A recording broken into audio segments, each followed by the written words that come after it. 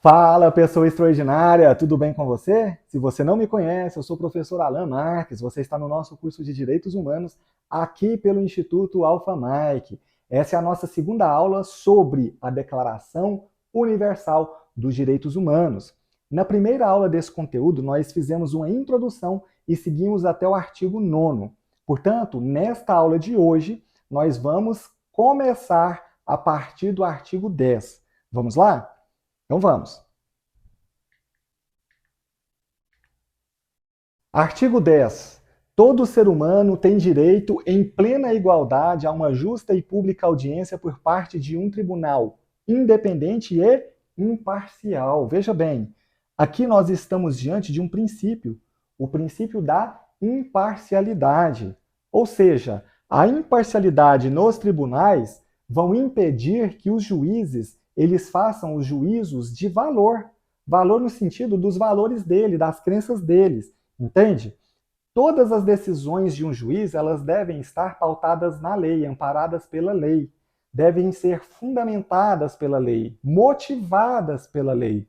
Olha só, então, por parte de um juízo independente e imparcial para decidir os seus direitos e deveres, então a decisão dos direitos e deveres de todo cidadão é baseado na lei e fundamento de qualquer acusação contra ele. Contra ele quem? Contra todo ser humano.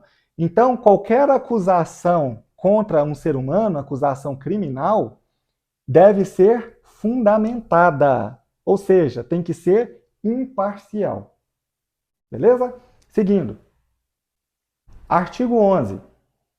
Todo ser humano acusado de um ato delituoso tem o direito de ser presumidamente inocente, até que a sua culpabilidade tenha sido provada de acordo com a lei, em julgamento público, no qual lhe tenham sido asseguradas todas as garantias necessárias à defesa. Quem que imputa a culpabilidade a alguém?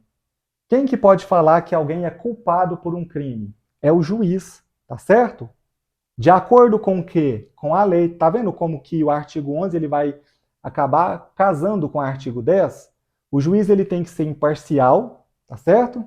E as decisões dele têm que ser baseadas na lei, de acordo com a lei. E motivadas, tá? Tem que ser justificado. Bom, então, toda pessoa cometeu o delito ali, o cidadão, tá? Com a materialidade do crime, uma arma de fogo, por exemplo, ele não pode ser chamado de culpado. Ele é chamado de acusado, tá? Ele é chamado de suspeito, mas ele não pode ser tratado como culpado. Professor, mas tem certeza que foi ele? Tudo bem. Mas não sou eu ou você. É o juiz, e o juiz que estiver julgando o caso lá ao final, na sentença, que vai dizer se ele é culpado ou não. Por isso que diz, todo mundo é presumido inocente, até que a sua culpabilidade tenha sido provada de acordo com a lei, em julgamento público no qual lhe tenha sido asseguradas todas as garantias necessárias à sua defesa. Beleza? Vamos seguir? Ninguém poderá ser culpado por qualquer ação ou omissão que, no momento, não constituía delito perante o direito nacional ou internacional. O que está querendo dizer para nós aqui? Veja bem, nenhuma pessoa ela pode ser culpada por qualquer coisa que ela faça, que seria a ação, ou que ela deixe de fazer, a omissão, se no momento que ela fez ou deixou de fazer, não era considerado crime, né? Não era delito, seja perante o direito nacional ou internacional. Vamos pegar um exemplo muito simples. Houve momentos aqui na nossa história do Brasil, obviamente, que não era proibido pescar como é proibido hoje, tá? Então, houve momentos que a pessoa podia pescar quando quisesse, na hora que quisesse, o peixe que quisesse, estava tudo certo. Só que a partir do momento que começou a entrar em vigor uma lei que proíbe, em determinado período, como a piracema, a pesca de determinados peixes, aí já é crime. E as pessoas que pescaram antes? Não era crime. É isso que está querendo dizer para nós, tá? Então, se não tinha nenhuma lei que falava que era crime, não era, estava tudo certo. A partir do momento que a lei começou a falar, olha, pescar determinado peixe em determinado período do ano é crime, Aí, a partir deste momento, qualquer pessoa que infringir essa lei vai estar cometendo crime. Ok? Seguindo. Também não será imposta pena mais forte de que aquela que, no momento da prática, era aplicável ao ato delituoso. Prática do que, professor? Do ato delituoso. Então, suponhamos que no momento que o cidadão cometeu o ato delituoso, a pena para aquele ato era de 4 a 8 anos, certo? Ele já está cumprindo a pena. E, de repente, tem uma reforma legislativa de modo que esse mesmo crime ele passou a ter uma pena mais pesada. Agora é de 6 a 12 anos. Qual que vai aplicar? Aqui está dizendo para nós, ó, não será imposta a pena mais forte. Então, nós não vamos aplicar a nova pena. Vai ser a pena mais branda, que ele já estava cumprindo. Por quê? Porque aqui é uma pena mais forte. Então, ela não vai ser aplicada. Esse princípio ele é chamado princípio da irretroatividade. Significa dizer que a lei ela não pode retroagir, ou seja, voltar no tempo para prejudicar uma pessoa. Então, se for para prejudicar, não pode. Se for uma pena mais forte, não pode. Mas, professor, e se for uma pena mais fraca, como é que fica? Tudo bem, teve a reforma lá. Se a pena era de 4 a 8, ele já está cumprindo, aí depois passou a ser de 3 a 6. Qual que vai aplicar? Aquele já está cumprindo de 4 a 8 ou a nova pena de 3 a 6? Nesse caso, vai aplicar a nova pena. Porque a lei ela não pode retroagir para prejudicar. Mas se for para beneficiar, está tudo bem, está tudo certo. Aí vai aplicar a pena que vai beneficiar a pessoa. Tudo jóia? Vamos lá. Artigo 12. Ninguém será sujeito à interferência na sua vida privada, na sua família, no seu lar ou na sua correspondência, nem a ataque à sua honra e reputação. Todo ser humano tem direito à proteção da lei contra tais interferências. Onde o examinador gosta de pegar a pessoa aqui? Principalmente nessa primeira parte. Ninguém será sujeito à interferência na sua vida privada. Aí eles não colocam o restante. Não é só na sua vida privada. Na da sua família também. Seu lar e correspondência. Tá certo? Atenção aí. São 4 itens, ó. Privada, família, lar, correspondência. Guarda aí. Seguindo. Artigo 13. Todo ser humano tem direito à liberdade de locomoção. Nós sabemos disso, não é um fato novo. Só que onde que o examinador pode tentar confundir com você, no caso? Olha só, tem direito à liberdade de locomoção, ok? E residência, dentro das fronteiras de cada estado. Eu já vi examinador colocar assim, ó, dentro e fora das fronteiras de cada estado. Se tiver escrito desse jeito, está errado. Por que está errado, professor? Porque não é assim que está escrito no artigo 13, tá? Sua prova, ela vai vir em forma de letra de lei. O que significa letra de lei? Significa lei seca. Significa que tem que vir igualzinho está escrito no documento. E no documento não está falando residência dentro e fora das fronteiras de cada estado. Está falando apenas que tem liberdade de locomoção e residência dentro das fronteiras de cada estado. Então, estou chamando a sua atenção nesse momento para você não confundir e não errar, tá? Todo ser humano tem o direito de deixar qualquer país, inclusive o próprio, e a esse regressar. Tranquilo. Artigo 14. Todo ser humano vítima de perseguição tem direito de procurar e gozar asilo em outros países. Nesse caso aqui, é quando ele está sendo vítima de uma perseguição injusta.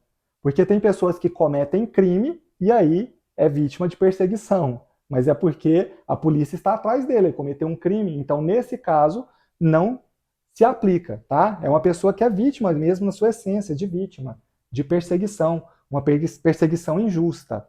Agora, olha só o que está falando. Esse direito não pode ser invocado em caso de perseguição legítima, baseada na lei, motivada por causa de crimes. A pessoa cometeu o crime, que é o que eu falei, tá? Por crime de direito comum ou por atos contrários aos objetivos e princípios das Nações Unidas. Certo? Vamos seguir? Artigo 15. Todo ser humano tem direito a uma nacionalidade. É um direito personalíssimo, tá? Da própria pessoa. Nós tivemos uma aula sobre nacionalidade, está na playlist aqui do nosso canal, se você quiser assistir lá, artigo 12 da Constituição Federal. É um curso que vai agregar bastante a você conhecimento a respeito desse assunto, nacionalidade. Beleza? Vamos seguir. Ninguém será arbitrariamente privado de sua nacionalidade, nem do direito de mudar de nacionalidade. E o artigo 16. Os homens e mulheres de maior, sem qualquer restrição de raça, nacionalidade ou religião, têm o direito de contrair matrimônio e fundar família. Gozam de iguais direitos em relação ao casamento, sua duração, inclusive a dissolução. O casamento não será válido senão com livre e pleno consentimento dos nubentes. Está querendo dizer para nós o seguinte, ó, se a gente tirar essas palavrinhas não e senão, olha só, o casamento será válido com o livre e pleno consentimento dos nubentes. Ou seja, se não houver o livre e pleno consentimento dos nubentes, o casamento não será válido. Porque ninguém é obrigado a casar com ninguém, certo? Seguindo. A família é o núcleo natural e fundamental da sociedade e tem direito à proteção da sociedade e do Estado. Artigo 17. Todo ser humano tem direito à propriedade só ou em sociedade com outros. E ninguém será arbitrariamente privado de sua propriedade. Muito simples, até dispensa comentários. Vamos seguir. Artigo 18. Toda pessoa tem direito à liberdade de pensamento, de consciência e de religião, certo? Esse direito ele implica a liberdade de mudar de religião. Então, o cidadão ele tem uma fé, uma religião ali, ele pode mudar, não tem problema, ou de convicção, né? Assim como tem a liberdade aí de manifestar a religião ou convicção que ele tem, seja sozinho ou em comum, tanto em público como em privado, seja pelo ensino, pela prática, pelo culto e pelos outros ritos. Tranquilo, tá? Não tem restrição. Todo ser humano tem direito à liberdade de opinião e expressão. Esse direito inclui a liberdade de, sem interferência, ter opiniões e de procurar, receber e transmitir informações e ideias por quaisquer meios e independente de fronteiras. Certo? Artigo 20. Todo ser humano tem direito à liberdade de reunião e associação pacífica. Ninguém pode ser obrigado a fazer parte de uma associação. Tranquilo. Seguindo. Todo ser humano tem o direito de tomar parte no governo de seu país diretamente ou por intermédio de representantes livremente escolhidos. Nós não escolhemos os nossos representantes, a gente não vai lá e vota no vereador, no prefeito, nos deputados estaduais, deputados federais, governador, certo? Senador, presidente, nós escolhemos. Eles são o quê? Nossos representantes. Nós escolhemos livremente, tá? E isso daqui, no caso, vai ser a democracia indireta. Por quê? Porque eles vão nos representar. Agora, quando a gente toma parte no governo através de uma democracia direta, ou seja, diretamente, é quando o próprio povo decide. Há exemplo aí do plebiscito, do referendo, tá? Da iniciativa popular. Tudo isso faz parte da democracia direta, onde o povo é consultado e o povo decide. Ok? Todo ser humano tem igual direito de acesso ao serviço público do seu país. A vontade do povo será a base da autoridade do governo. Então, nós estamos falando de estados democráticos. Democráticos.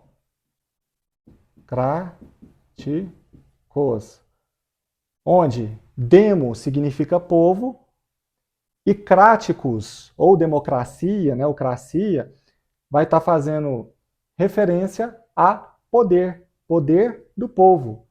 Aí a gente tem aquela frase, que eu até citei ela na nossa aula de direito constitucional.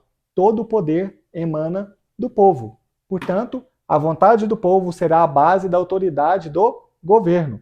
Essa vontade será expressa em eleições periódicas e legítimas por sufrágio universal, por voto secreto ou processo equivalente que assegure a liberdade de voto. Certo? Todo ser humano, como membro da sociedade, tem direito à segurança social, à realização pelo esforço nacional, pela cooperação internacional e, de acordo com a organização e recursos de cada Estado, dos direitos econômicos, sociais e culturais indispensáveis à sua dignidade e ao livre desenvolvimento de sua personalidade. Tudo isso está relacionado à segurança social. Tá? Nós vivemos em uma sociedade e essa sociedade ela é governada por governantes que nos representam, que nós colocamos lá, nós votamos neles. Então, eles têm que, em contrapartida, fazer com que a sociedade funcione através de políticas públicas, ações sociais, para promover aí, certo, esses direitos econômicos, sociais e culturais que são indispensáveis a uma vida digna. Artigo 23. Todo ser humano tem direito ao trabalho, à livre escolha de emprego, ele pode escolher o trabalho, a condições justas e favoráveis de trabalho e a proteção contra o desemprego. Você já ouviu falar, com certeza, sobre o seguro-desemprego. Talvez você já tenha se beneficiado. E olha só, onde a gente está falando sobre proteção contra desemprego? Na Declaração Universal de Direitos Humanos. Aqui a gente vai ver alguns direitos trabalhistas que estão previstos na declaração, tá? Isso é direito humano, gente. Olha só que interessante. Todo ser humano tem, sem qualquer distinção, tem direito a igual remuneração por igual trabalho. Então tem um cidadão lá, ele está fazendo uma atividade, ele executa determinado trabalho. Outro faz a mesma coisa, é igual o trabalho dele. A remuneração ela tem que ser igual também, porque o trabalho é igual. Tá vendo? Todo ser humano que trabalha tem direito à remuneração justa e satisfatória. Olha os direitos humanos aí protegendo o trabalhador. Que ele assegure, assim como a sua família, uma existência compatível com a dignidade humana e a que se acrescentarão, se necessário, outros meios de proteção social. E o quarto, todo ser humano tem direito a organizar sindicatos e a neles ingressar para a proteção de seus interesses, né? Artigo 24. Todo ser humano tem direito a repouso e lazer, inclusive a limitação razoável das horas de trabalho e a férias remuneradas periódicas. Veja bem, houve um momento na história da humanidade que não existiam leis trabalhistas.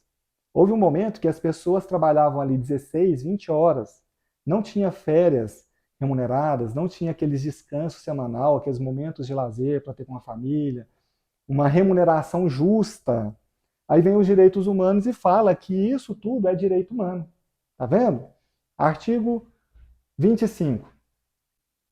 Todo ser humano tem direito a um padrão de vida capaz de assegurar a si e a sua família saúde, bem-estar, inclusive alimentação, vestuário, habitação, cuidados médicos e os serviços sociais indispensáveis e direito à segurança em caso de desemprego, doença, invalidez, viuvez, velhice ou outros casos de perda dos meios de subsistência em circunstâncias fora do seu controle.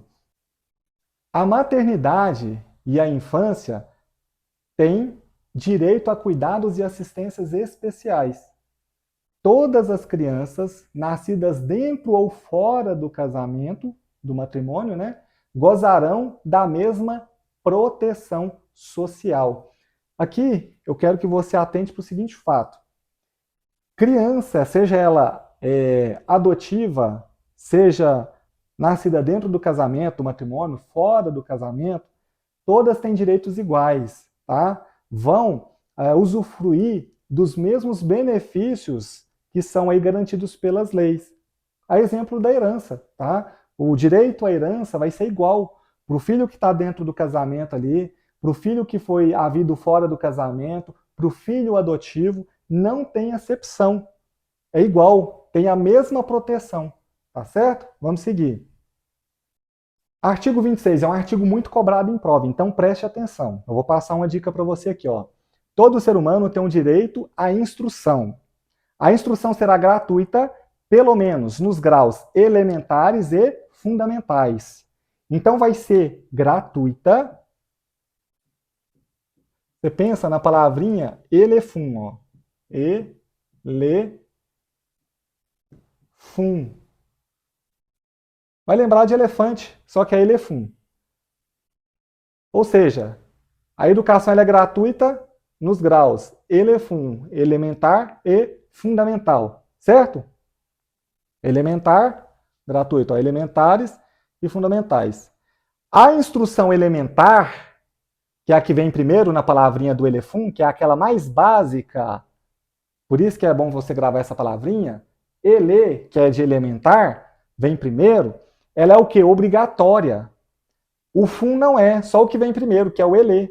O FUM, ele não é obrigatório, ele é gratuito. E o ELE, que é o elementar, também é gratuito. O FUM, que é fundamental, também. Então, ambos são gratuitos. Porém, obrigatório somente elementar. Agora, a instrução técnico-profissional, ela será acessível a todos, bem como a instrução superior. Então, nós temos instrução de nível técnico, técnico-profissional, e temos instrução de nível superior, tá certo? Agora, essas duas, técnico-profissional e superior, vão ser acessíveis a todos. Não é gratuito, é acessível a todos. Ocorre que a última, que é a superior, ela é baseada no mérito, tá? Tem que fazer por merecer. Show de bola? Agora você não confunde mais. O elefum vai ajudar você a memorizar. A instrução será orientada no sentido de pleno desenvolvimento da personalidade humana e do fortalecimento do respeito pelos direitos do ser humano e pelas liberdades fundamentais.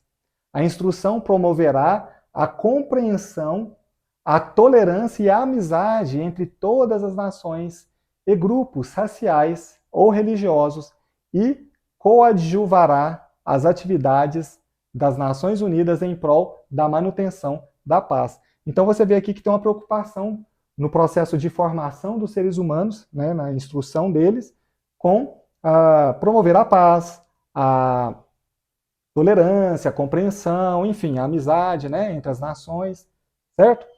E esse 3 aqui, esse 3 tem um pega. Presta atenção, que os examinadores gostam muito de confundir o aluno nele. E o único pega que eles costumam fazer é esse daqui, ó, substituir essa palavra em destaque. Porque o correto é, os pais têm prioridade. A palavra é prioridade de direito na escolha do gênero de instrução que será ministrada a seus filhos. O examinador, ele costuma só substituir essa palavra, o resto mantém igual. Ele pode colocar, por exemplo, os pais têm preferência, os pais têm prerrogativas, os pais têm liberdade. Então vai estar tudo errado. A palavra é prioridade. Não se esqueça. Guarde essa palavra. Artigo 27. Todo ser humano tem o direito de participar livremente da vida cultural da comunidade, de fruir as artes e de participar do progresso científico e de seus benefícios. Tranquilo, dispensa comentário. Todo ser humano tem o direito à proteção dos interesses morais e materiais decorrentes de qualquer produção científica, literária ou artística da qual seja autor. Então, é aquela proteção dos direitos autorais que está falando aqui. Por fim, artigo 28. Todo ser humano tem direito a uma ordem social e internacional em que os direitos e liberdades estabelecidos na presente declaração possam ser plenamente realizados. Então, o artigo 28 está dizendo para nós o seguinte, que deve haver uma ordem social e internacional. Para quê?